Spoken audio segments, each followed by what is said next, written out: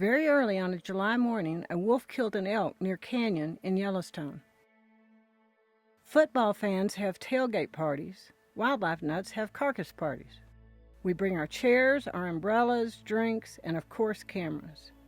This carcass had all of the makings of a great party. Good friends, grizzly bears, and even a wolf. A lot of the carcass had been eaten by the time we got there, but there was still enough left to make for an interesting afternoon and evening. The first bit of excitement came when a female grizzly suddenly ran towards the carcass from the northwest. She quickly circled the elk carcass, totally ignoring the pine trees.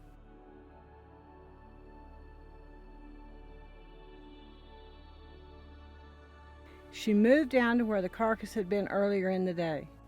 It was then that we noticed a big scar that ran all the way from her back to the middle of her belly. I don't know what happened, but it was amazing she had recovered. She spotted a wolf. It was Wolf 755, the alpha male of the Wapiti pack and the only Yellowstone wolf who has been the alpha male of 2 different wolf packs. He, and maybe his mate, had undoubtedly killed the elk and was back to claim his dinner. Grizzlies often benefit from a wolf kill. They sometimes take over a kill, and the wolf has no choice but to back away. The female grizzly ran over another pine tree for good measure. The wolf found some scraps and a big section of liver. He left to deliver the meal to his 4 pups.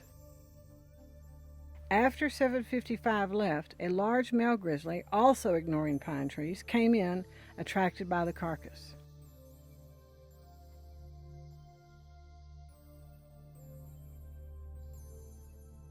It was amazing to watch the posturing between the 2 bears.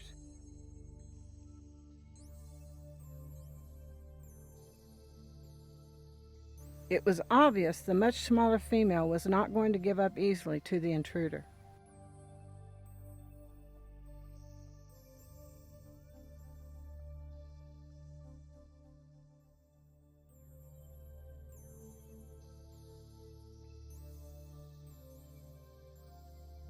She almost gave up, but then suddenly changed her mind. She actually chased the big male away, but only temporarily. Hey, I was here first.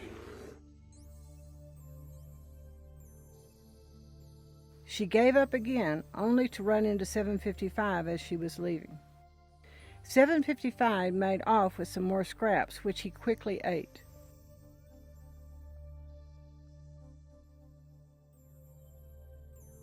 We thought 755 would make it past the female grizzly, but we were wrong.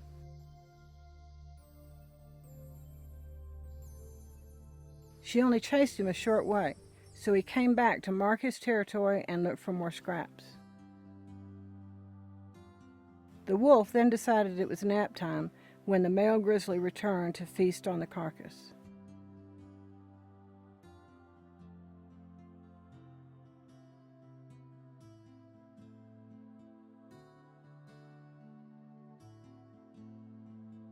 After 755's nap, he returned only to find the female grizzly coming in while the male grizzly claimed the carcass.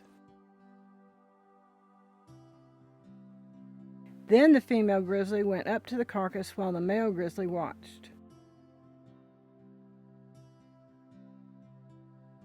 Again, 755 approached the carcass, but both grizzlies were there, so he decided to wait.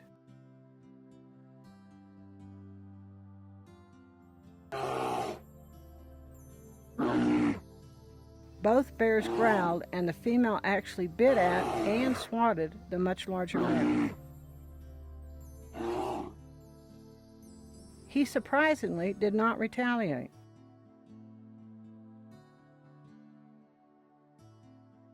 He had finally had enough and left.